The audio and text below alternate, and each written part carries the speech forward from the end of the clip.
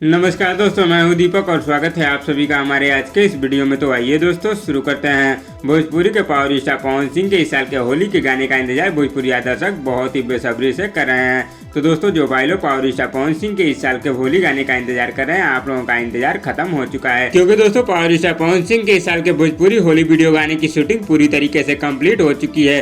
Shooting के set से कुछ तस्वीरें सामने आई है दोस्तों, जिसे आप लोग स्क्रीन पर देख रहे होंगे। पावर स्टार पवन सिंह के इस जबरदस्त होली वीडियो गाने को हाई बजट में शूट किया गया है दोस्तों, और इस शानदार वीडियो गाने में आप लोगों को पावर स्टार पवन सिंह के साथ डिम्पल सिंह अभिनय करते हुए नजर आने वाली है। और दोस्तों मैं आप लोगों को बता दूं कि बहुत ही जल्दी पावर स्टार पवन सिंह अपने बॉलीवुड के हाई बजट के होली के वीडियो गाने की भी शूटिंग बहुत ही जल्दी करने वाले हैं। और दोस्तों जो भोजपुरी होली वीडियो गाने की शूटिंग हुई है, इस शानदार वीडियो गाने को आप लोगों के बीच बहुत ही जल्दी यूट्यूब पर रिलीज किया जाएगा।